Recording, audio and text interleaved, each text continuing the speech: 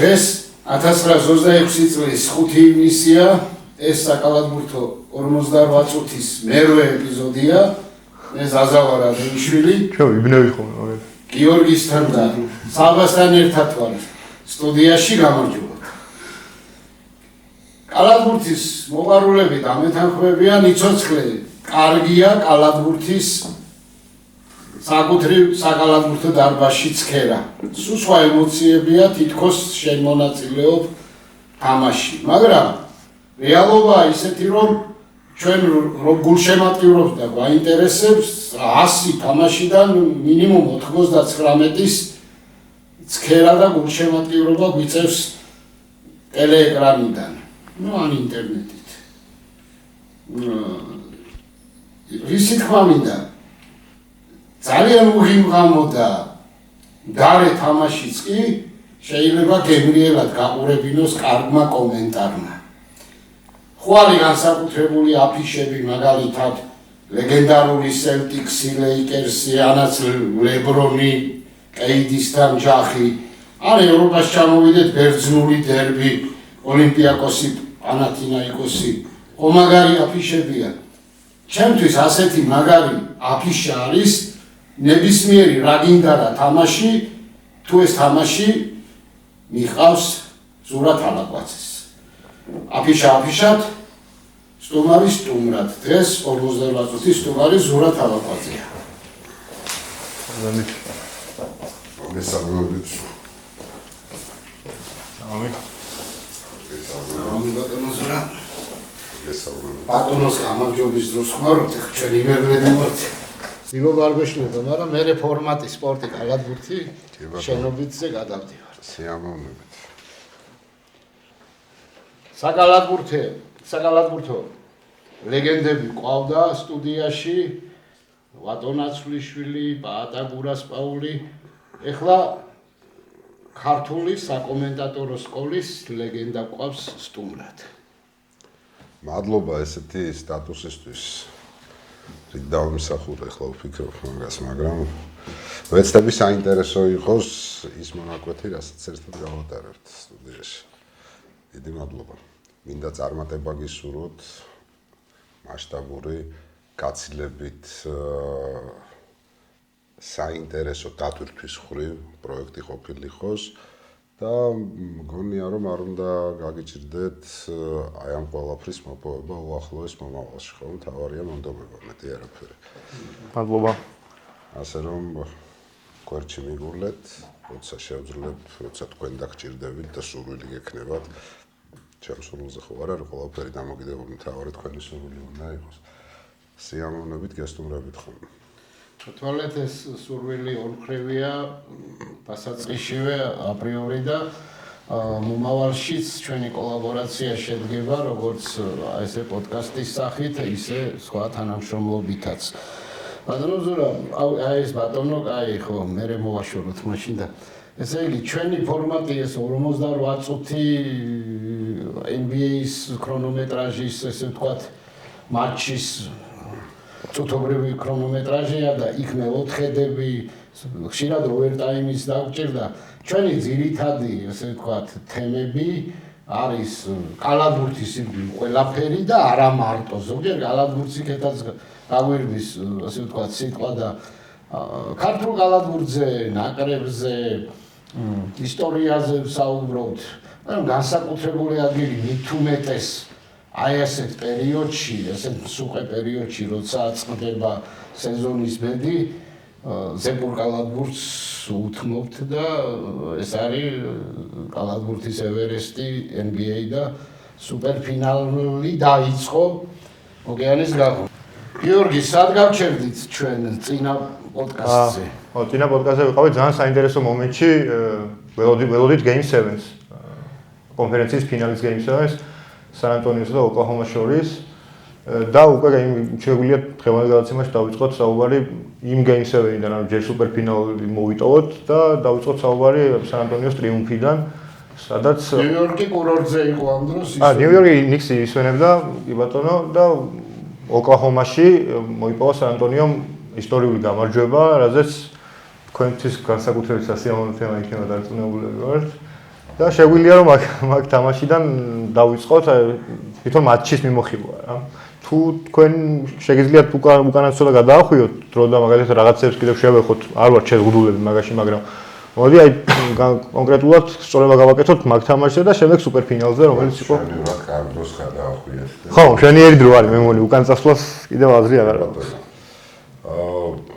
კიდევ ერთხელ მივესალმები ყველას, ვინც გვიყურებს. მეშვიდე თამაშის წინ, რა თქმა უნდა, სული მქონდა სან-ანტონიოს მოგების, როგორ არ უნდა მქონდეს 1989-დან გულშემატკივრო გუნდს, ხო? პირველი გუნდი იყო NBA-ში, რომელმაც გადამაწყვეტინა, რომ ეს გუნდი უნდა ამერჩია ამერიკაში და უნდა მყოლოდა ფავორიტი გუნდი, რაც დღემდე მახსოვს, პოლ გლაშოვი ხო ის გოლის ჩემი მეგობრის მამას დავაბარე დალასში მიდიოდა და მეთქი დალასში თუ არ გაგლახეს მეთქი იქნებ დევიდ რობინსონის ხაიკა ჩამოვიდა მეთქი რა და ვერ შეპირდებიო რადო სან-ანტონიოში თამაშობსო და ხო და ეს კაციც ახლა კალაპურტის დიდი გულშემატკივარი არ იყო, მაგრამ დალასი სან-ანტონიო გულშემატკივრობაზე ცოტა მეტი არის. ჰიუსტონს ნაკლებად აქცევენ ყურადღებას ტეხასში. დალასი სან-ანტონიო რაღაც უფრო წარმატებული გუნდები არის. ხო, სან-ანტონიო სპორტულად წარმატებული, დალასი უფრო პოპულარულია. ქალაქის სპეციფიკიდან გამომდინარე და ჰიუსტონი ისე რა, ხანდახან ახსენდება ჰიუსტონიც რა. ზოლაუ ჯონის არა, როგორ არა, კი, მაგრამ ნუ მაინც ახლა მარკეტინგულად ახლა დალასი სულ წინ არის, სან-ანტონიო სპორტულად სულ წინ არის და ჰიუსტონი ნაკლებად, თუმცა წარმატება ჰქონდა რა, თქმა უნდა რა. იაომინის პერიოდამდე იყო დაკარგული ჰიუსტონი და იაომინმა ამოკაჩა რამდენიმე წლით. აზიური ვაიბი. კი, აუცილებლად ამოკაჩა აზიურ ბაზარზე გასვლას დაეხმარა. მოკლედ მეშვიდე თამაში, ახლა როგორ გინდა უთხრა ვინმეს, ახლა სამსახურშიც, სამეგობროშიც ხო, სად ქუჩაშიც ხო, ვიღაცა ხდება ეკითხება, ვიგებთ მეშვიდე თამაშს და ნუ რახან ვიგებთ, ახლა უკვე ეჩვევი ხო, რომ ახლა სან-ანტონიოზეა საუბარი, არ ვიცი, ვეუბნები და მართლა არ ვიცოდი, იმიტომ რომ ჯერ ძალიან საინტერესო ცუდი სტატისტიკა ქონა სან-ანტონიოს ისტორიაში არ ქონა მოგებული მეშვიდე თამაში არასდროს. არასოდეს სან-ანტონიოს. კლიპერსთან წააგეს მახსოვს. არა, კლიპერსამდე ახლა კრის პოლი რო უგდებს გეიმს. ხო, კლიპერსამდე წავაგეთ ძალიან მნიშვნელოვანი თამაში დალასთან, ხო? როდესაც ვიგებდით 3:15 წამით ადრე და ნოვიცკი როდესაც შედის და მან ვიღებს შარიმას და 2+1 დამატებითში გადადის და იქ ვაგებთ რეიალენის სამიანით, ხო? და იქ მეშვიდე თამაში უკვე ვეღარ გავკაჩეთ, იმიტომ რომ ხო ის Game 6 წავაგეთ. Game 6-ი წავაგეთ.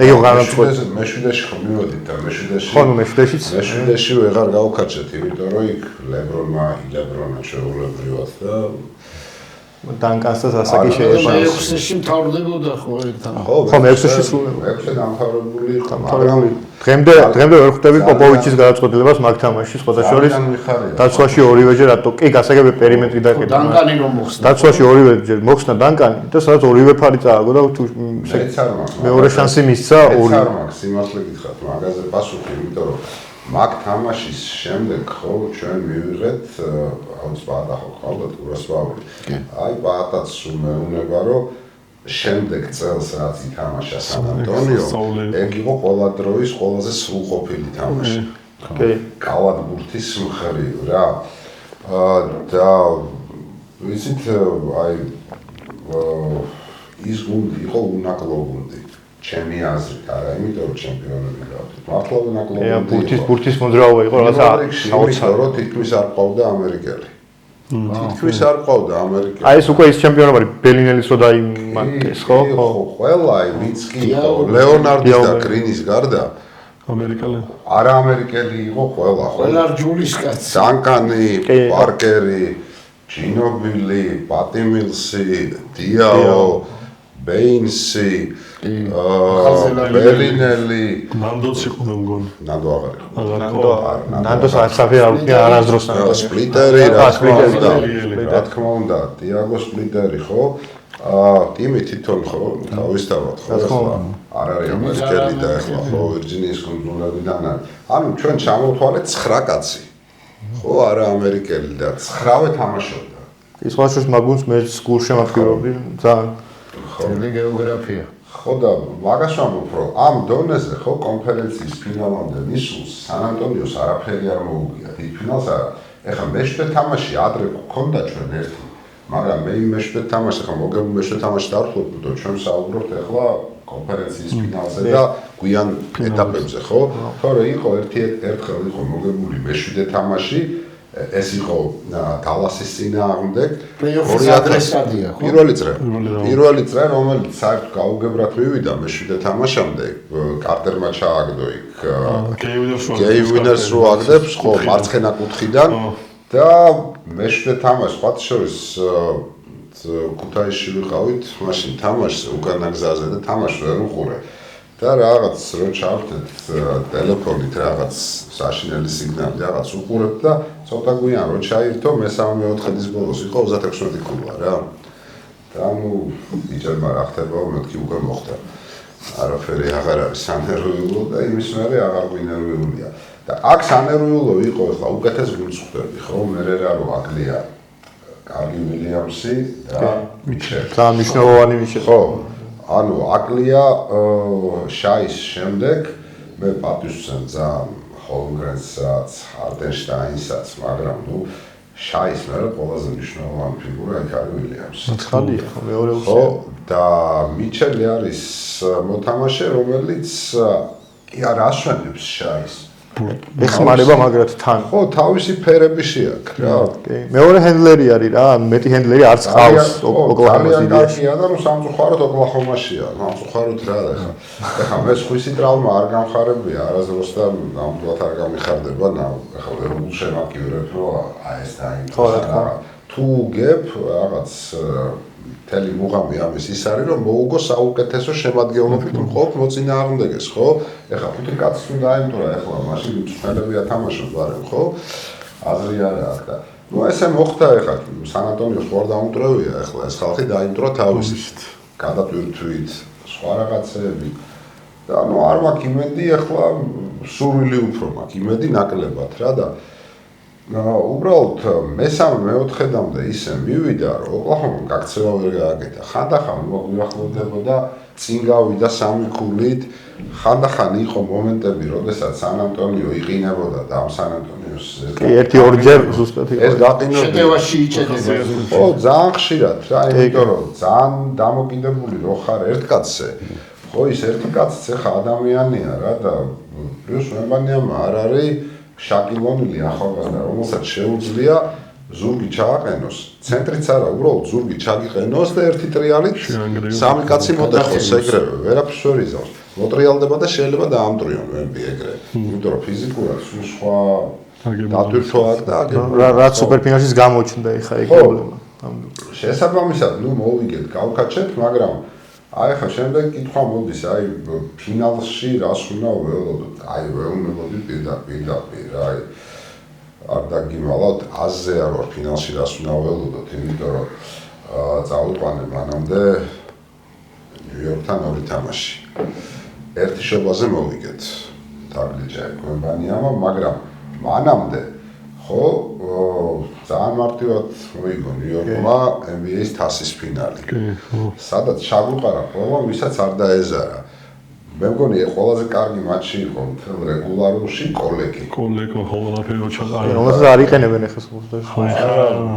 მე მიყვის რომ მაშინ არათუ ჩააგდო რომ გამოიყენეს და დრო მისცეს ხო ახლა NBA-ში ახლა მე არ მგონია ბევრი გუნდი იყოს მსურველი კოლექტივი თავისუფალი აგენტების ბაზარზე გავიდეს რომ აი ჩვენთან მოდი და დაგიმარტებთ და რაღაც არ მგონია ხო ჯელეგის კაცია რა თვით მინიმალურ კონტრაქტზეც კი მე ჩვენ ხო არ მგონია ხო არ მგონია აი აი ცუდი კნეხტია რა და ეხლა კნეხტი ეხლა თვითონაც ვერ გახდა კარგი ხო და ეს ცუდი კნეხტია კიდე რა და ხო და ნუ შესაბამისად ასე რომ არ ვიცოდი მართლა თან ნიუ-იორკი ეხლა სვაზეა გუნდი ხო და სხვა შორის აი პარალელი მინდა გავაკეთო როდესაც ჩვენ ანუ სან-ანტონიო როდესაც გახდა ჩემპიონი ხო პირველად 99-ში არ ელოდებოდა თითქმის არავინ რომ იმ წელს სან-ანტონიო ჩემპიონი უნდა ყოფილიყო დაიწყო გუნდმა სეზონი თუ არ ვცდები თან მაშინ ლოკაულის სეზონი იყო 50 თამაში ჩადარდა რეგულარულში მართლა პირველი ორიან დაიწყო და დავიწყეთ 7-9 მოგება წაგებით და უკვე იყო საუბარი რომ პოპოვიჩი მიდის კი არ მიდის უშვებენ იმიტომ რომ არ ქონა გრეგს ახლა ისეთი ავტორიტეტი მაშინ რომ რასაც იტყოდა რომ ეს ყოფილიყო ასე არაფერი და შემდეგ დაიწყო ეს სერია მოგებების Z11 Z9 თან შუალედში ისეთ გუნდებთან ვაგებდით აი ძალიან მიგვერდა რა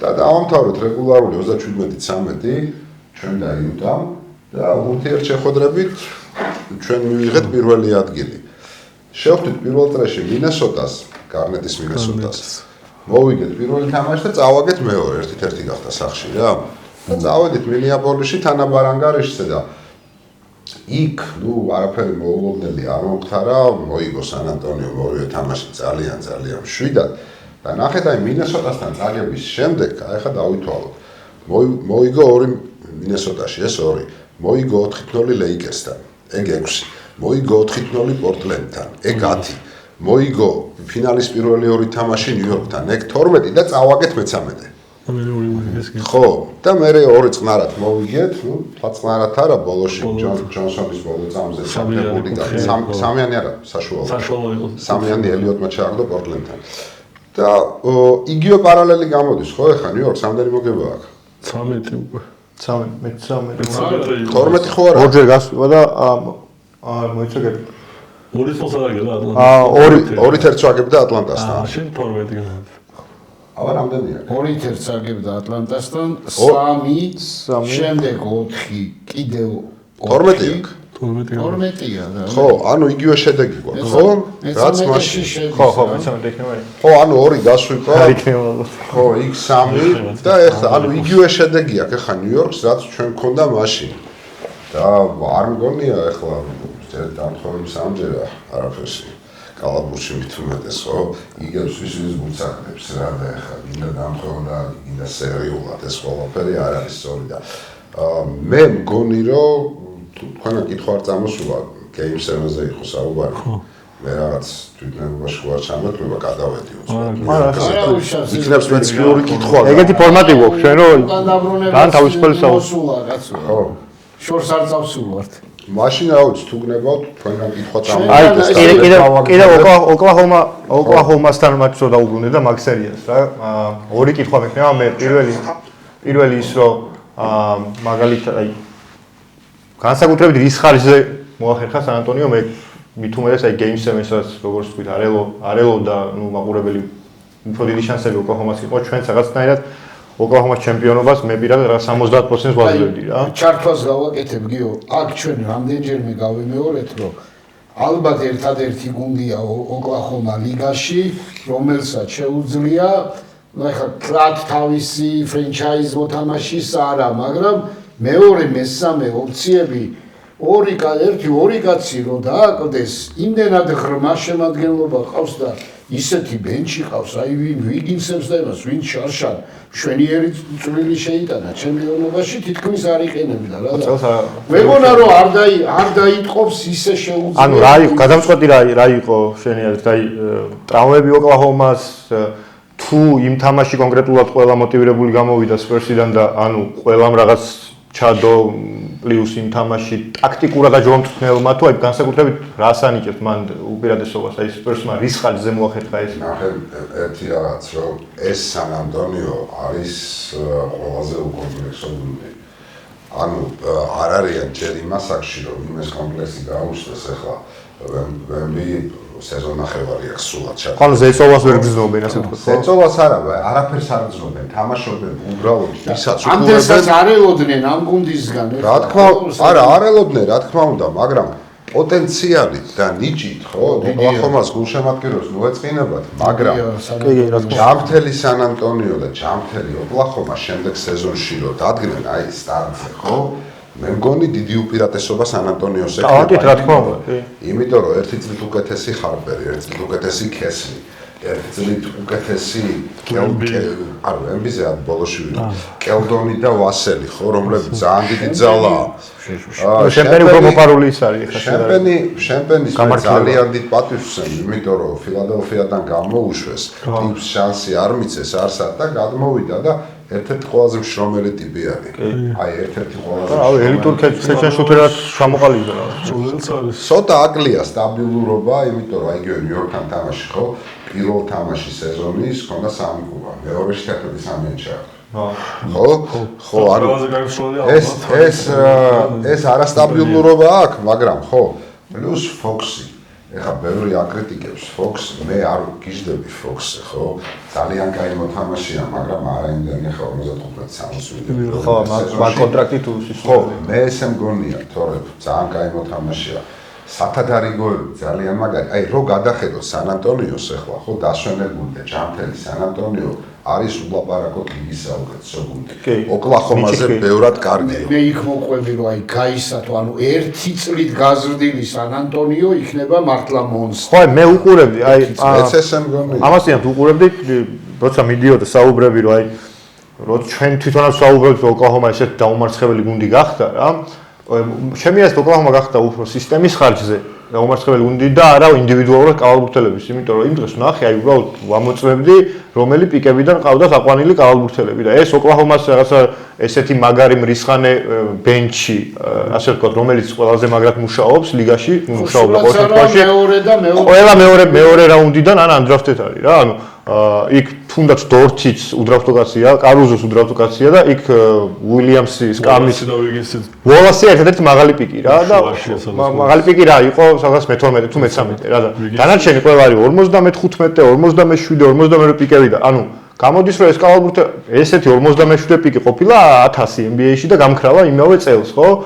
და ფაქტია რომ ამ სისტემამ ასე ვთქვათ, მათი პოტენციალის მაქსიმუმი გამოიყენა სისტემამ და რა თვითონ აი ვერ ვიტყვით რომ აი ოკლაჰომაში ახლა იმ ხელა ნიჭია რომ აი ხო სან ანტონიოში გაცილებით უფრო დიდი ნიჭია კი ამაში აბსოლუტურად გეთანხმებით რა ხო და მაგის თქმა მინდა რა მე წელსაც ვთხარი იქ რომ საუბრობდით ვინ იგებს ვთქარ წელს ოკლაჰომა იგებს და აი შემდეგი წლიდან ხო ნუ აი ოკლაჰომაც ნუ დინასტიასთან გვაქვს საქმე სან ანტონიოს შემთხვევაში აუცილებლად დინასტიასთან გვაქვს საქმე იმიტომ რომ ეს სამი არსად არ წავა ხო ემბიზე არ ვიტყვამს არაფერი ემბი არის მართლა გენერაციული ნიჭი და გამიმართლა რომ მესამე არა და ალბათ ეპოქალური ნიჭია მესამე დავიყვანეთ პირველი ნომერი და სამივე პირველმა ნომერმა გაამართლა კი არა გადაამართლა რა ადმირალი ტიმი და ვემბი ხო და ცოტა გაგიმართლათ კიდეც აბა რა რომ მაშინ მოგიწიათ პირველი პიკი როცა ესენი გამოვიდნენ რა ხო მაგრამ ნახეთ ახლა 7 წელი დავით ნაგავზე გადახედეთ დენის პირველი პიკი იყო და ის მანი ამ პირველი პიკი ართულია მერწმუნეთ გულშემატკი როცა შენი საყვარელი როცა ხო შენი საყვარელი გუნდი იცი რომ პერსპექტივა არა აქვს მაგრამ მიწევს გულშემატკივრობა იმიტომ რომ გუნდს ხო არ შევცვლი ერთგული კაცი ხო ვერ შევცვლი შანსი არ არის ახლა NBA-ში ერთგულს გულშემატკივრობ მთელი ცხოვრება ევროლიგაზეც ერთგულს გულშემატკივრობ მთელი ცხოვრება საქართველოში ახლა საერთოდ არ გულშემატკივრობ ასეთი ცხოვრება რაც არის გვაპატიეთ მაგრამ ხო მაგრამ ფაქტია გულშემატკივრობდი საქართველოშიც ერთ გუნდს სადაც ჩემი საყვარელი ქართველი კალათბურთელი თამაშობდა რამაზ გოგობერიშვილი ანუ რუსთავის აზოც და ნუ გულშემატკივრობი რუსთავშიც კი მივლია ხშირად აზოტის თამაშების საყურებლად რა. ჩავთვალოთ საქართველოში ყველა გუნდს გულშემატკივრობთ რაღაც დოზით ხო რა თქმა უნდა. რაღაც დოზით ხო, მაგრამ ნუ დრო არ არის სამწუხაროდ. ეხლა რომ საგულშემატკივროთ ეხლა ზედაპირულად არც თქვენ გიყვართ, არც მე ფელი ხომ უნდა იყო. ხო, ელემენტარულად კითხვასო დაგიშვამე რომ აი ესე აი პასუხს ეხლა ვერ გავცემ პასუხს. სამწუხაროდ ხო აი წელს სუპერლიგის თამაში არ ყოფილვარ, ცუდია ალბათ რო არ ყოფილვარ, მაგრამ ვეცნობოდი და ნუ რაღაც სტრიმები თუ რაც ქვია იმას. რითიც მინდის. არც გაშუქების მხრივ არ გვაქვს დიდი ისა რაღაცნაირად. YouTube-ზე გადის. ხო, ბოლოდ რაღაც YouTube პლატფორმაზეა და მიხედოს კაცო მაგას ფედერაცია. ხო, და საზოგადოებამ აუწყებენ ალბათ მაგაზე ჩვენს. ხო, ვისაც ეკუთვნის იმან მიხედოს. რა თქმა უნდა. იმაჩები მონდომებულები არიან, ვიცი ახლა ფედერაციაში, კლუბებშიც და რაღაც შეშველება. ჩვენ გვაქვს გეგმები და ჩვენ მაქსიმალურად ვეცდებით რომ აი რაღაცნაირად შევეხოთ ქართულ ჩემპიონატსაც, ბათუმში ჩასვლასაც გეგმავდით, უბრალოდ რაღაც პრობლემები გაგვეჩიტა და ვეღარ წავედით ბათუმში, მაგრამ იმედი მქონდა უკვე თამაშს ამოიღებდა. და აქეთ წავიდა და გვინდა რეპორტაჟის გაკეთება, მაგრამ ნუ გამოვასწორებთ მაგას.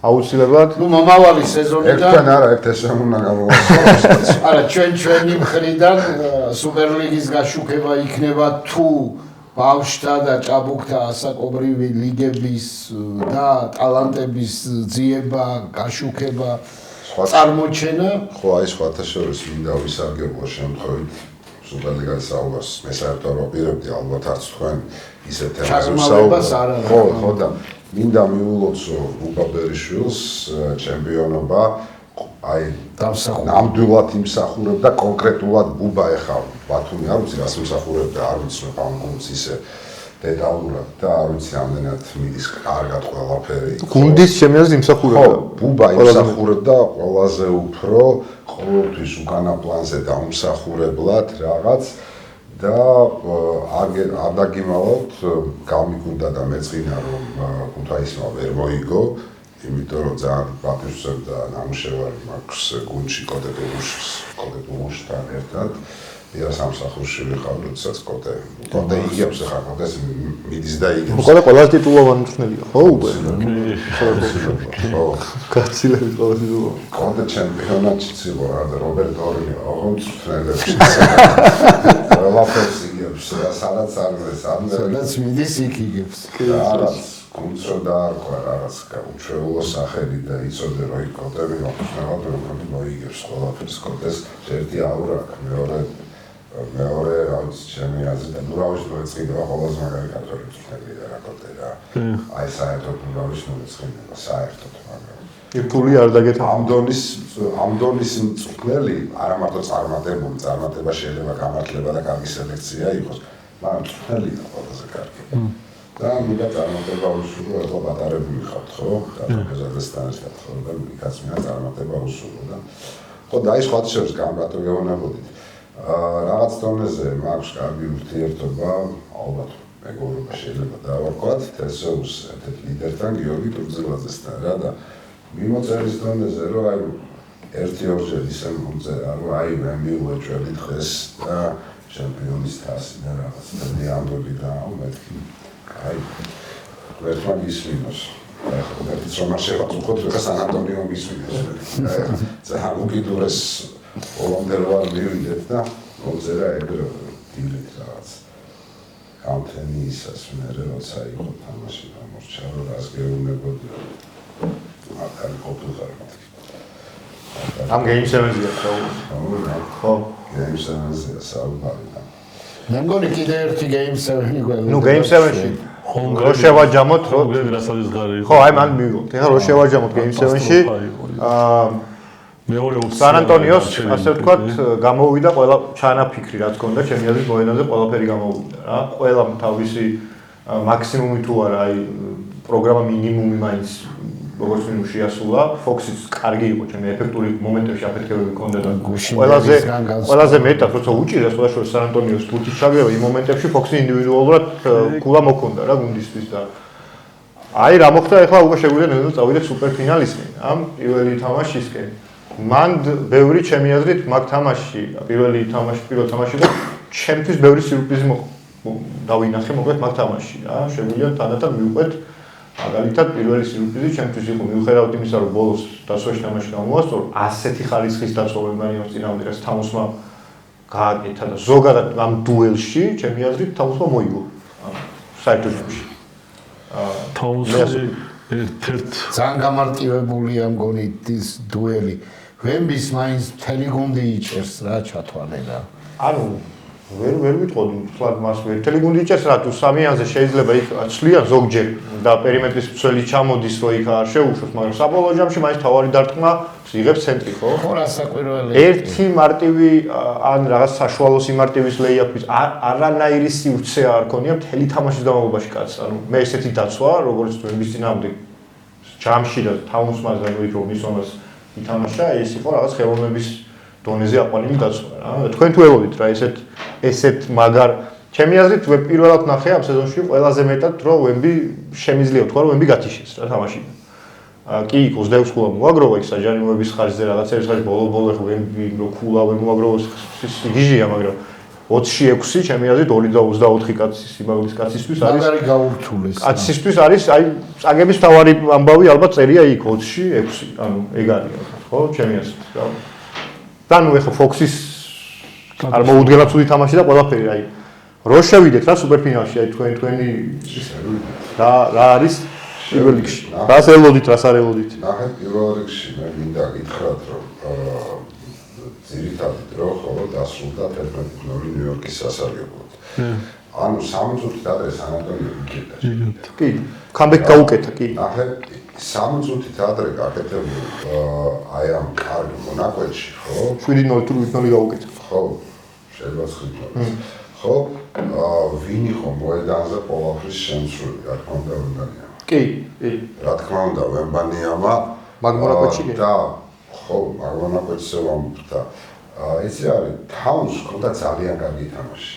აი, მართლა ძალიან კარგი თამაში. განსაკუთრებით პირველ ტაიმში. კი, კარგი ჰქონდა, ხო, იმიტომ რომ იყო მონაკვეთი, როდესაც სან-ანტონიოს ჰქონდა 1 მოხსნა შეტევაში, ნიუ-იორკს ჰქონდა 7 თუ 8 და აქედან რამდენიმე რობინსონმა მოხსნა 1-2 თაუნსმა მოხსნა. ჰარტმა მაგრად იმუშავა. ხო, კარგად იმუშავა ჰარტმაც, მაგრამ ისევ და ისევ მივდივართ იქ ვერმანიამას ერთმანეთად ახალგაზრდა იმისთვის რომ ყველა თამაში მოთხოვოთ დომინაცია რა. ხანდახან დაემთხვევა გუნდისთვის სულ დროს და ეს იყო უბრალოდ სული დრო. ნიუ-იორკმა კარგად ითამაშა დაცვაში ნამდვილად, მაგრამ მე ისევ და ისევ ვიხმოვიდივარ, ხო არიან უხერხული მოწინააღმდეგეები რა. აი შაკის და კობის დომინაციის დროს არავისთან არ აგებდნენ, ხო? საერთოდ არავისთან გამოვიდება კლიპერსი თავისი კრის კამანით და მოუგებდა არა და მანამდე უგებდნენ 25 ხურით სან-ანტონიოს ყველას უგებდნენ, ასწორებდნენ მიწასთან. არიან ესეთები, ხო? წლევანდელი ბოსტონი ფილადელფიასთან. სულ რომ სკამზე მიჯაჭვულები ყოფილიყო ფილადელფიის ლიდერები, მაინც ითამაშებდნენ ბოსტონთან, იმიტომ რომ სხვა მუღამია. აქ ბოსტონთან თამაშდა მოუგეს. ვიცოდი რომ მოუგებდნენ და ის ვიცოდი რომ ფილადელფია მორჩა. აბსოლუტურად მორჩა. იგივეა ეს ნიუ-იორკი. ძალიან კარგი იყო რობინსონი დაცვაში, ძალიან კარგი იყო შეტევაში თაუნზი, მაგრამ დაცვაში ხო მაპატიეთ, მაგრამ მე თაუნს გამოსვლა ვერავინ თქვა. აი ვერასოდეს ვერ აღვქვა. სულ რომ ვემბის მაგიტო იყო სიურპრიზი ჩემთვის რომ რაული ყველაზე დიდი კარგი იყო. არა, კარგ დამცველად ვერ აღვქვა. უკეთეს დამცველად ვიდრე წინა თაუნსთან. ვიდრე წინა თაუნსთან. ხო, აი თაუნზის გაუმჯობესებული ვერსია, ჩემი აზრით. და არა ელიტ მცველი. ხო, მე ესე მგონია ყოველ შემთხვევაში და ყველაფერი გადაწყვიტა, აი რა შეცდომები დაუშვა ბოლოს სან-ანტონიო. არასდროს სოლა ვენბანიამასგან. ხო, ხო და ეგ არასდროს სოლა ზუსტად ეგეთი დაცვა განაპირობებს ხოლმე, ჩემი აზრით. დაცვა განაპირობებს, მაგრამ მე რას ვამბობ, ნახეთ ბოლო მეოთხედში ვენბანიამას დაჯარიმდნენ 5-ჯერ. ხო, 5-ჯერ დაჯარიმდნენ. კი, მაგასაც მიმართავდნენ, 5-ჯერ, ხო. დაბალი ჩამოდიოდა და ურტყამდა. ურტყავდა, ხო, მაღალი ვერაჩერებდა და ცენტრის ჩაყენებამდე, იმიტომ რომ ჩაეყენებინა რეალში უკვე მოგეწაგებული. ხო, არ არის გამორიცხული აქ თავისუფლად ტაქტიკაც იყო. გავიგე, ხო, მაგრამ 5 ჯარიმა ერთ მეოთხედში ერთ კაცზე გახსოვთ თქვენ შაკის შემდეგ ეგეთი სისტემატურად რომ ჯარიმდებოდნენ ვინმეზე რა მნიშვნელობა აქვს ზურგზე რა აწერია ვემბანიამა შაკი თუ ჯეიმსი ხო ლებრონს როსაუ და არა მაიქსზე ხო და აკაშამბობ რა და ანუ ნიუ-იორკმა მოიგო მოლოცა აი ყველა გულშემატკივარს ნიუ-იორკის დამსახურებულად მაგრამ ნიუ-იორკზე უფრო წააგო წააგო სან-ანტონიომ რომელიც ჯერ ერთი ემოციურად იყო გამოფიტული და შემდეგ დაჭირდა ორი გადატვირთვა მთელი თამაშის დროს ორჯერ გააკეთა გაქცევა ხო? კი.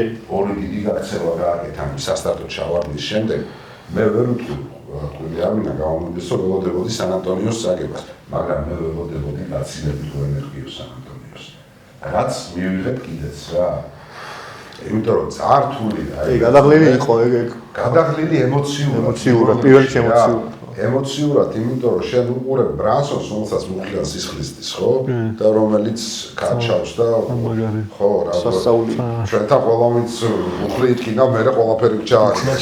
ხო, ანუ როგორც ეგრე ჩააგდო ვესბრუკმა, ეგრე ჩააგდო, ოკლაჰომა რო გაგვაგდო, მოკლედ, უხლი არ უნდა იტკინა. აი, რადგან ახალგაზრდა გუნდია, ზოგადად ემოციებმა უფრო იმოქმედა და ნედლია. ნელი პირველ რიგში მე, ხო? ჯონსონი. ხო, ყველა ახალგაზრდა, აი კლასელებივით არიან, ხო?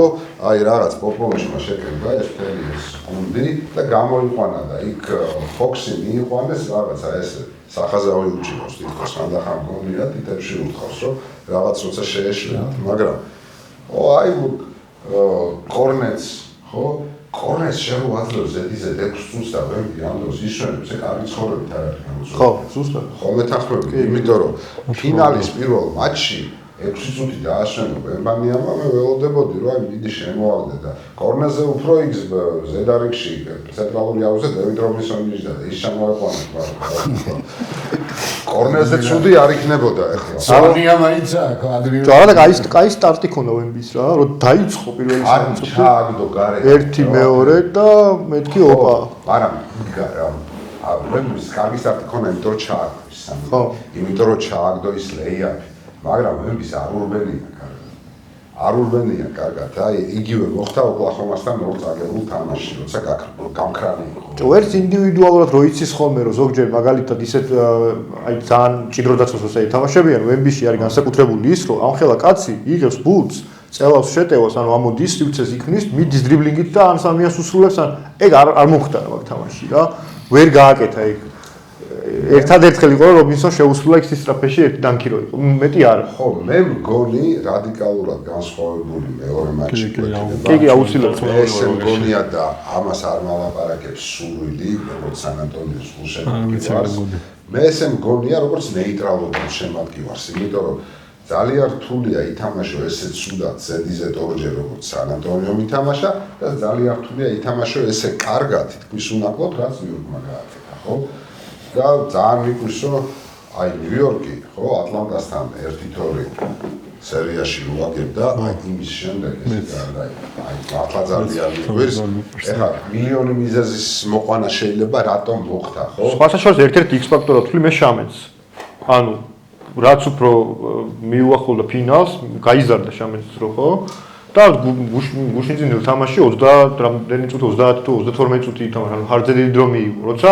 შამენი არ იყო ასე ვთქვათ როლ პლეიერის ისიც არ ქონდა რა როლი არ ქონდა ანუ ზოგჯერ როტაციაში არ იყო უმეტესად როტაციაში არ იყო ამობრუნებული თამაშის X-ფაქტორი იქაც შამენი ძალიან არ ქონდა მაგხელა დრო მაგრამ ძალიან მაგარი 3-ში 3 და რა პროცენტი აქვს სამიანის ტიპს ანუ არანორმალური პროცენტი აქვს რა და ეგ შეტევაში მაგრა დაეხმარა ნიუ-იორკს რა ძალიან დაეხმარა მე მგონია რომ აქ გადამწყვეტი იყო ანონომისის 2-3-იანი კი აი ხო არ ქონდა кай თამაში ანონომისაც მაგრამ აი кай თამაში ზუსტად იმ დროს შენ რო თქვი ზედიზედ რაკულა იყო ტიპი საკანელა როცა რა სასწორზე როდებს მაშინ ჩააგდო კი 2-3-იანი ჩააგდო იქ საშუალო დაამატა ანუ რაკულა იყო ზედიზედ რაკულა იყო ანონომის და სხვათა შორის მან იმ მომენტში ყველაფერს საფუჭებდა უკვე ბრანსონი ხო ძალიან ცუდად დაიწყო ძალიან კარგად გააგრძელა ხო ტექნიკური კინაღა მიიღო გადარჩა მაგრამ კარგად გააგრძელა თემ თავში ხიპიშობდა ხო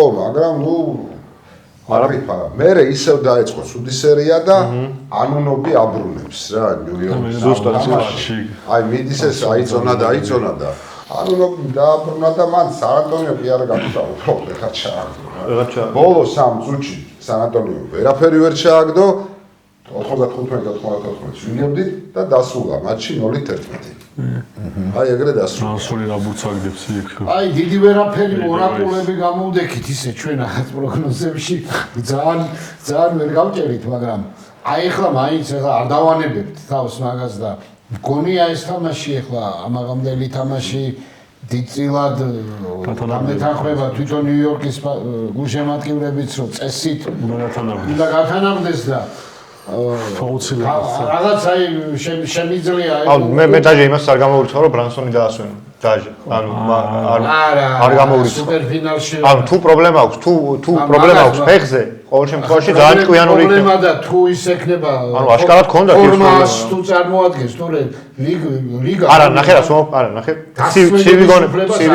ცივი გონებით თუ მიუდგები რა თუ პრობლემა აქვს ფეხზე და თუ დისკომფორტი აქვს მე პირადად რო ვიყო ნიქსის მწვრთნელი და შტაბი დავასვენებდი ბრანსონს და ბევრად უკეთეს ფორმაში დავახვედრებდი ნიუ-იორკში. ახლა ფინალში არ არსებობს ეგეთი ცნება როგორც ტრავმა და მაგის გამო დისკომფორტი. ფინალში როდესაც ჰალიბარტონს თავი დაანებდა ლარი ბერდმა ლეიკერსთან სერია სულა გაბზარული წვლით და მოიგეს. არ ვთქვა სეკრეტის მოიგეს. დენის როდმანმა იუტასთან სერია მოტეხილი მაჯით დაასრულა. და ვისი ჭერდა როდმანი ყველაზე ფიზიკურად ყველაზე დაუნდობელ ტიპს ახლა სხვა მომენტია ფინალში ის ხდებოდა დედოფალებით მელოუნი მაგრამ ხო ფიზიკურად ხო სანამ დედოფლებდა ხო ფიზიკურად იყო გრიზლი ხო ხო გატეხილი მაჯით ითამაშა როდმანმა ესეც მერე უთხრა რომ წავიდა აი პირველ იმასე კარმენ ერესთან გასართობა ლას-ვეგასში ხო ჩავიდა იბულავეს ჩამოვიდა უკან და მერე უთხრა ხელი მაქვს მოტეხილიო და ჯექსონმა უთხრა ხა გაეშველება უბრალოდ კითხა ითამაშებ ხო კი და მერე ჯორდანმა კითხა მელოუნის წინააღმდეგ ითამაშებ ხო აბა ისაც მაგის წინააღმდეგ მომენტ ხელს მაინც არ იყენებდა ისაც მაგის წინააღმდეგ თამაშობ მისთან არ იყენებდა თამაში არ იყენებდა ხელს ნაგონი ელექტრასთან უფრო იყენებდა ორივე ხელს ვიდრე მელოუნი და მაგის ამბები რო ვიცით ლეგენდები უფრო წარმოადგენდა საჭიროებას ხელსაც იყენებდა ხო შესაბამისად ხო ანუ მოლოდინი ჩემი არ არის მხოლოდ ჩემი რომ Game 7-ს ველოდებით სუპერფინალში. მე დარწმუნებული ვარ, რომ Madison Square Garden-დან სან-ანტონიო წამოიღებს ან ამ წვილში, ან შეიძლება მე-6 თამაში წამოიღოს რა. მივლენ Game 7-ზე და ეს მე-7 თამაში იქნება ტეხასში ალბათ და ამით არ წააგებს არავინ. არც ნიუ-იორკის, არც სან-ანტონიოს გულშემატკივრები და ჩვენ აგერ გოლდენის, ბოსტონის, აგერ ნეიტრალური კაცი, ასე ვთქვათ, დაუინტერესებული. ფათაშორის ფიქრობდი, ხო, მე ძალიან ნეიტრალური ვარ რა, არასდროს ვერ ვიტყოდ, მაგრამ ესე არ მყავს. ჩვენ სავით რა, მიგულშემატკივრი მაგალითად ნეშის ფინიქსი მომწონდა მიყვარდა. აი ნეშის ფინიქსანსი რა, ძალიან სწავლმაიერი ნეშის შონერიონი და კვენტინ რიჩარდსონი და ჯონსონი და გამთამაშებლების მიმართ ის მაქვს რა რაღაც ნაირი დამოკიდებულება. ოღონდ ხო, ესეთი გამთამაშებლების მიმართ, რომელიც ლიგაში აღარ არიან სამწუხაროდ, უფრო აზე ორიენტირებული ტიპების მიმართ და მეში იყო განსაკუთრებული ჩემთვის, მაგრამ ყველაზე დიდი ხანი რომ დავფიქრდი, მაინც ბავშვობდი სპერს რა. ანუ აი ვახსენეთ ექსპერსი რა, რომ პარკერი ჯინობლი დანკანის სპერსი იყო ჩემთვის ყველაზე მაგარი გუნდი, რაც მინახავს. მე Golden State-ზე ვამბობ, რომ ვაფშე ისტორიაში ყველაზე მაგარი გუნდია, მაგრამ სხვათა შორის სპერსის კალათბურთი ჩემთვის უფრო ანუ GSS დინასტია მიგაჩნია ის დინასტია. მაგრამ სპერსის კალათბურთი უფრო ხიბლავდა მე, მაგალითად, პირადად, ჩემი იმაში და იმიტომ რომ არ იყო ასე თლად პერიმეტრზე ორიენტირებული, უფრო მრავალფეროვანი იყო რა, იქ ყავდა დანკანიც ყავდა, შიგნითაც მიდიოდა თამაში გარეთ და რა, აი ყველაზე მეტად კალათბურთში რაც მომწონს, მაგალითად, რაზეც მაჟრიალებს არის პერიმეტრზე ბურთის მოძრაობა. რა ეგ ახლა გოლდენსაც არ უჭირდა მომენტ, მაგრამ რასაც სპერსი აკეთებდა მაგ იყო აი შედევრი რა ვიცი სასწაული და ყველაზე დიდი ხანი ჩემი ერთ-ერთი ყველაზე დიდი ის იყო წუხარება იყო იქ მაიამი რომ მოუგო თამაში რეის სამიანი მან მაგრად ბალიშიკობის სპერს. ანდაბრეირეს. ხო და კიდე ერთხელ უფრო ვერ ხსნი იმას, მეორე თუ შანსი როგორ მიცა ორჯერ მიცა მეორე შანსი ბოლო წამში. ბოშს რომ მოახსნებინეს. ერთხელ ბოშს და ერთხელ კიდე ვიღაცამ, ანუ ორჯერ გაუტანეს პერიმეტრზე. ჰასლენმა მგონი. ერთხელ ჯეიმს გაუტანეს, ერთხელ რეის. ერთხელ ხო რეის რა. სულაშორს იქ ჯეიმსმა ერთსამენ გამაზა და კიდე გამოუტანეს ტიპს რა და ერთი ჩავარდა. ერთი ჩავაგდო. ხო და ამიტომ მაინც ასეზე. ახლა სიმპათიები თორ სპერსის მიმართ რაღა დაგიმალოთ, მაგრამ აი პროსტ ამ სუპერფინოს რო უყურო პირველ თამაშს. რაღაცნაირად ნიქსმას მაგარი სიმპათიები გამოიწვია რა თავის ხასიათით, თავისი ბრანსონით რა, აი კლაჩი. ბრანსონი არის მაგალითი იმის, რომ აი შეიძლება არ დაიბადო რაღაც ფიზიკური მონაცემებით, როგორც ვემბი არის დაბადებული და როგორც ბევრი ტიპი ვინახავს, მაგრამ ყველანაირი იმას არ ღვევს, ასე ვთქვათ რა, ტიპი, როგორც სტეფ კარიმ გააკეთა ეგ რომ ტიპმა ყველაფერი ყველანაირი კანონი დაარღვია, ასე ვთქვათ, რომ სტეფი არ უნდა ყოფილიყო სტეფი წესით, მაგრამ ტიპმა ყველა გააჩუმა, ეგეთი არის ბრანსონი. და არ დავივიწყოთ ამ ბრანსონი NCAA-ში ვარსკვლავი იყო. ვილანოვას თუ და MVP-ც აქვს NCAA-ში მოყვებული და მიუხედავად მაგისა პირველ რაუნდის ბოლოს თუ მეორე რაუნდში აიჩიეს. 20 არის მაგარი გულდასმელი თუ რაღაც. ძალიან underrated ტიპი იყო მთელი ეს დრო. და ფაქტია რომ ტიპმა ასე ვთქვათ კრიტიკოსები მიადუმა რა. ასე რომ ნიქსისკენ ძალიან სიმპათიები მოხდა, არ დამწდება გული თუ ამ ნანატ სასწაულად ნანატ ჩემპიონობას იხრება მე-7 თამაშისკენ. ხო, ეგ რა თქმა უნდა. მეტი NBA და მეტი ზურა თალაკვაძის კომენტატორობა ეთერში. ეს არის. ეხლა გიო, ჩვენი ყველა სტუმრის ესე იგი საკალათბურთო გემოვნების პორტრეტს ვხატავთ ჩვენ აუცილებლად ჩვენს ეპიზოდებში და ეხლა ზურას საკალათბურთო გემოვნება ცნობილია და ამ კაცს არასდროს დაუმალია გულშემატკივრობით, აი როგორ კალათბურთს, როგორ საკალათბურთო სისტემას გულშემატკივრობს, მაგრამ აი ეს სიმპათიები სახელებში როგორ გამოიხატება, აი ეს გავაკეთოთ ეხლა. გავაკეთოთ, მოდი ასე, სან ანტონიო რო უყვარს ზურას ყველა დროის აი სან ანტონიოს ყველა დროის ხუთეული გავაკეთოთ. ოკეი. ებატონო. თუნდაც სან ანტონიოს გავაკეთოთ და საერთოდ. საერთოდ აუცილებლად. იქაც მივაკეთოთ. ანტონიოში ცოტა მიჭირს, მაგრამ პირველი ხუთეული ხო? პირველი ხუთეული ხო ახლა. და შეგვიძლია six-man-ის. პირველი ნომერი თავისთავად პარკერი. მაგარი. ბატონო. მეორე ნომერი მე არასოდეს არ მინახავს ჯორჯ გერვინი, მაგრამ კაცი რო ორჯერ NBA-ის საუკეთესო ბომბარდირი ხდები, რაღაც ხარ ესე იგი, მაგრამ რახან არ მინახავს მაინც იყოს ჯორჯ გერვინი ოფსაიდში, მეორე ნომერი მანუ აუცილებლად. მაშინ six-man-ი არ არის საჭირო. Six-man-ს გოგოლება კაცი. ერვინის გაუშვეს. მესამე ფინგეროლ. Six-man-ისთვის ცოტა კარგი. ერთ-ერთი სკოლერი საშუალოდ ახლა ყველაზე მაგარი ფინგეროლის მითის გამოირჩეოდა. მესამე ნომერი ძალიან მძიმეა ჩემთვის ამაზე საუბარი, მაგრამ დღესაც ჩემი საყვარელი მოთამაშე არის კავაი. კი ბატონო. უდაოდ ულაპარაკოთ. ჩემი საყვარელი მოთამაშე არის საერთოდ და არა სან ანტონიოში. აი სადაც არ უნდა იყოს კავაი, შარლოტის სახე რო გახდეს და რატომ უნდა გახდეს? შარლოტი სახე შენდა მშვენიერი იყო წელს ბოლოში. ხო, ეს თემა. სახალისამალურ სამაშობლო. ხო, კავაი მესამე ნომერი თავისთავად. მეოთხეც. მეოთხეს დამოხვდეს ვიცით. მეოთხე რა თქმა უნდა ტიმი და მეხუთე მოთამაშე რომელიც მე დღესაც ტიმიზე ობერტოს რასერჩი.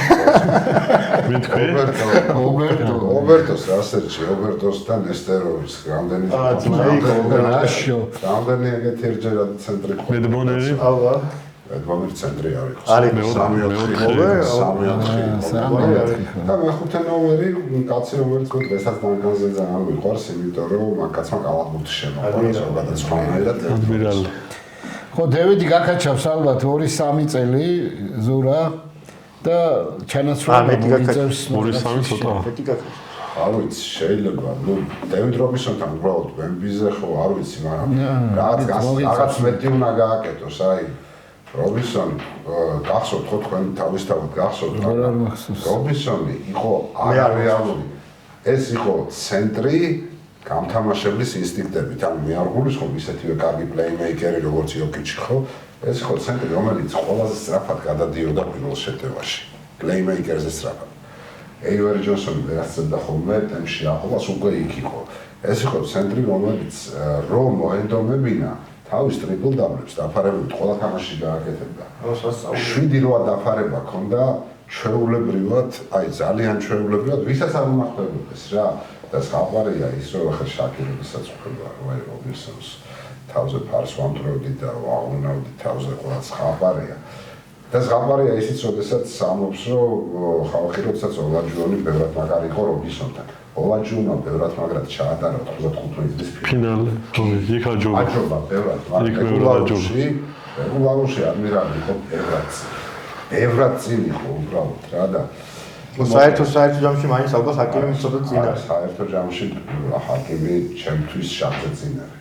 ხო, ჩემთვის. ჰაკიმი რა თქმა უნდა. იმიტომ რომ ყველაზე სრულყოფილი მეხუთე ნომერია, მე ვინც კი მინახავს, არასოდეს არ მინახავს საგნახო, არ ვიცი.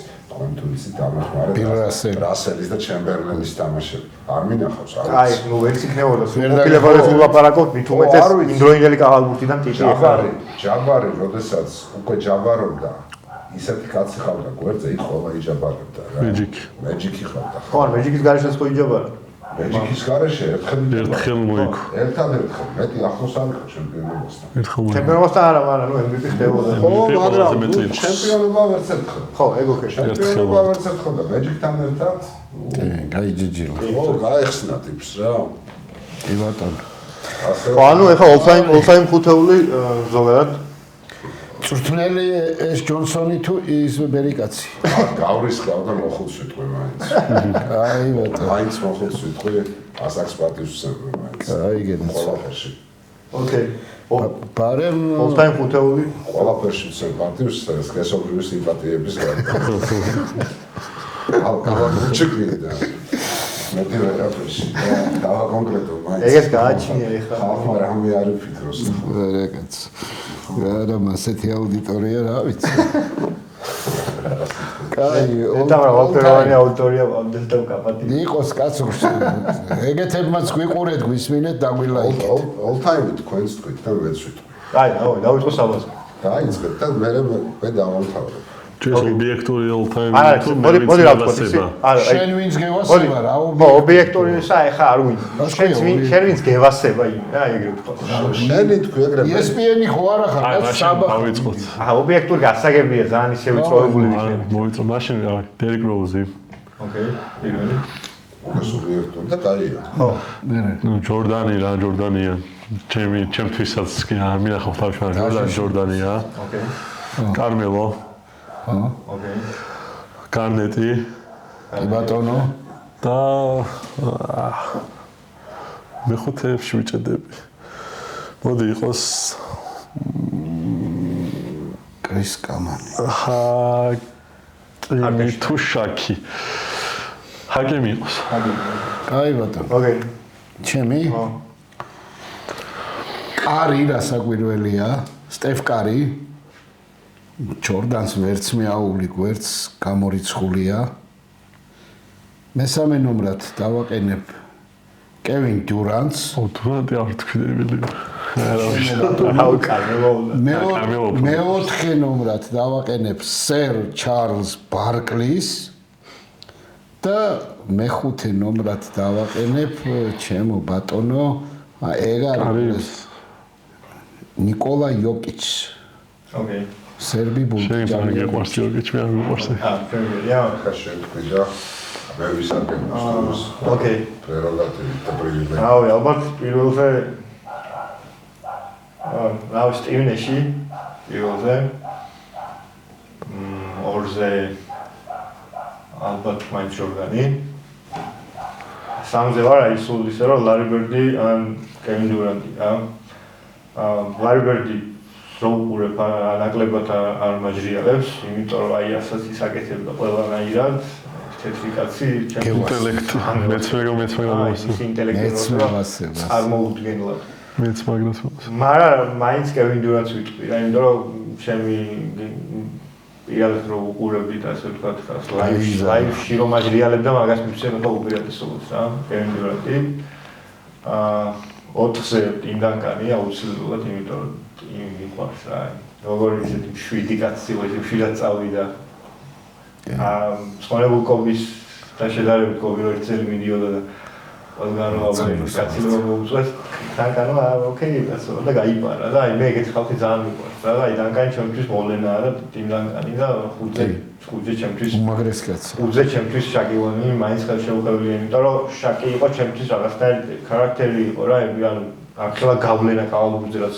შაკმა ბავშვობაში რა უყურებდი კალდურს ამდენივე ის ყავდა რა აივერსონი რაც ჩაცნი ინტერვიუის ბევრი პერსონაჟი ამდენივე პერსონაჟი ყავდა მათ შორის იყო აი დიდი კაცი შაკი რა და შაკი ჩემთვის ცენტრის ის არის რა დიზელი კაცი ანიმაციას თუ გადავიღებდა რაღაც უსხოპლანეტელს ვაჩვენებ როგორ მე ცენტრი კალდურში ოლსკულში შაკი უნდა იყოს რა ჩემთვის ამიტომ შაკი რა დიზელზე სანავიტვის სხვა შორის დიზელზე დღეს არის ხო მაშინ არის ხო ახლა რა ახლა დიზელი არის გავიგე და ანტალიაში მოვხდით რა მეგობრებთან ერთად რა და ისე უყურებ რა და ბრენდებში ამიყავ ისე შახედული რა და აუ დიზელი ვიცი რომ შაკია ხო გაიგე ხო უყურებ მაღაზია ვა მეთქი შაკის მაღაზია და შაკს ისეთივე კავშირი ქონდა იმ დიზელთან ახლა როგორც მე დალექდი ხო ახლა არანაირი და არაფერი ერთი ოსტობი დევახარჯე რაც კი მქონდა ფული რაღაცეები გამოზიდე შაკის დიზელი ხო და თან უყურებ და არსად შაკი არ არის მეთქი ახალი ეს კოლექცია ალბათ ამას გულისხმობს ხო დიზელი შაკის ჰიპ-ჰოპ ნიკნეიმი ხო ისე დამცინეს მე ისე რომ ჩამოვიდი შეგოი მოშენა გეკითხა რაღაცა აკეთე მეთქი ვიკითხე დიზელია შაკს რა ქვია დიზელი ჩვენია რა უნდა მეკითხა ხო რა მეთქი რა და არა და რენე რუსოსი იყო კაცმა შრომით მოიგო თავისი ბრენდი და ну მოკლედ რა ეხა ხუთაუს რაც შეეხება ეხა ორიგინალური არ ვიქნები თუ ვიტყვი რომ მე ესეთ პლეიმეიკერი არ მინახია არასოდეს და მე მგონი შეიძლება ესეთი განსაკუთრებული ხედვის მოთამაშეც არ ვინახია არასოდეს როგორც მეჯიკი აი მართლა წარმოუდგენელი იყო ის რასაც აკეთებდა კარი უსრებს დროს ხო კარი უსრებს მაგრამ მეჯიკი ყველაფერს უსრებდა სპორტს უსრებდა მეჯიკი რა ლეიკერსი არ იქნებოდა არასოდეს ის ლეიკერსი რაც ტრენდი არის იმ შოუ-თაიმში მეჯიკი არ ყოფილიყო გაუმართლა პატრაინის გაუმართლა ჯაბარს გაუმართლა რა ვიცი ყველას კალადურს გაუმართლა და გაუმართლა ხო ლიგას და კალადურს კალიფორნიას რომ მეჯიკი თამაშობდა მაშინ მეორე ნომერი ახლა რა უნდა ვთქვა ახლა კალადურთია ტიპი არ იყო ჩემი საყვარელი მოთამაშე ჯორდანი მართლა არ იყო და ის სადღაც ხო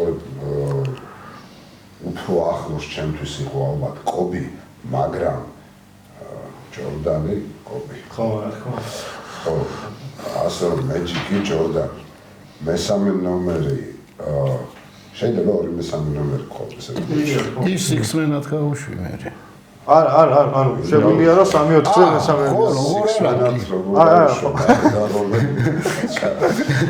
კაი ხო არა ხო 3-4-ზე ეხა მოსულა რაცო small balls თუ ამაზე თამაშობენ დიდი ცოდვა იქნება ეგ ჩემ ცხოვრებაში ამ ორიდან X-Men-ად რო გავუშვა არა რვა კადრიც მოკლედ ბერდი და ლებრონი აჰა ერთად კი ლებრონი მე 4 ნომერსაც გაგიხაჭა მეჯიკზე დანკანი არა ბერდის 4-ზე თამაშობდა ხო რა 4-ზე დანკანი ხო აი ბერდი და 2-3 მინია უბრალოდ შენ 6 კაცი გინდა თამაშო არა 5-ით რატო დანკას გაუქმი.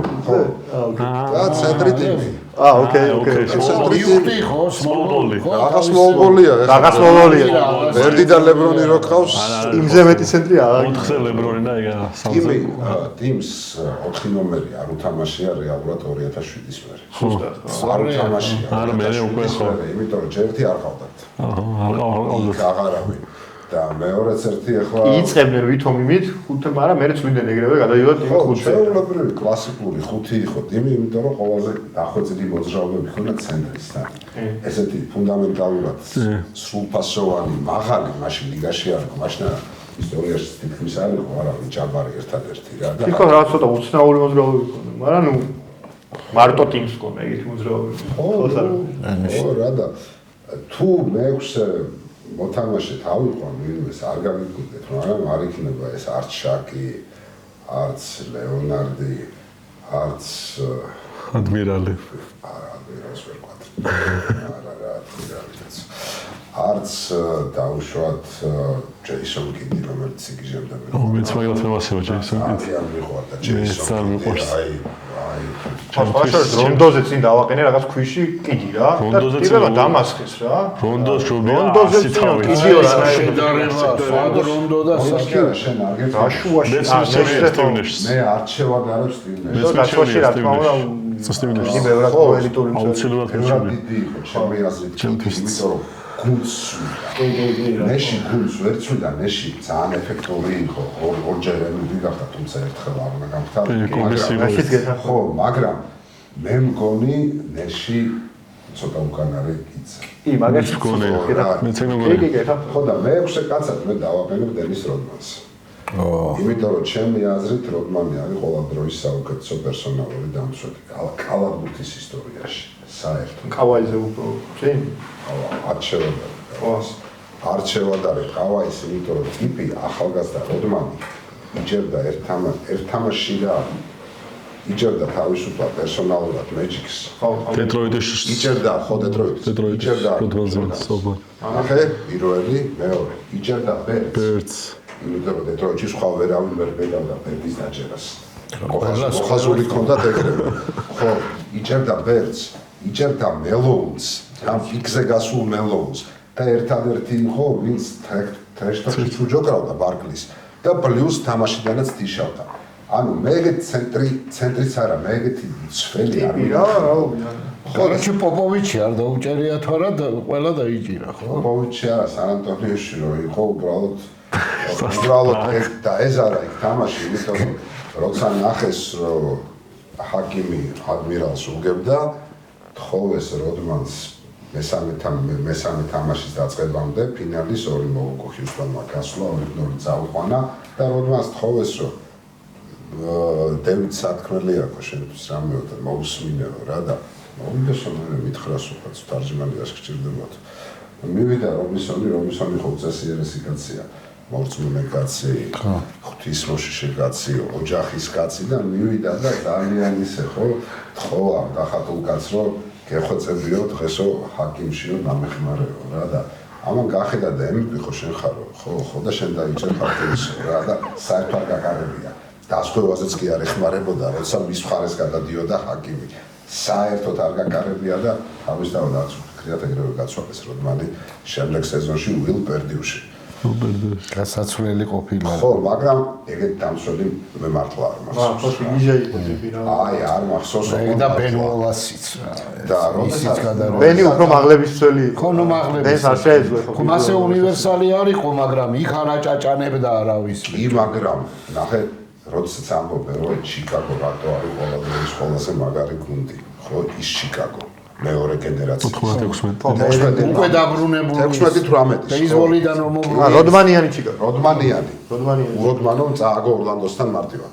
და რატო ეკითხა როდმანმა უთხარო, ჩვენ ყავდა ყველა დროის ხუთი საუკეთესო დამცველიდან სამი სასტარტო ხუთეულში. ხო, პიპენი, ჯორდანი, სკოტი, ჯორდანი და მე. სკოტი ძალიან ძლიერი დამცველია. ხო, აი, სულულად ძლიერი. ხო, აი, იმ ჩიკაგოს ჰეგემონია კითხვის ნიშნის ქვეშ არ ნაიღოს რა გოლდენ სტეიტი ოდიში სანამ. არა უშავს, მიღებულია ოდიში კი.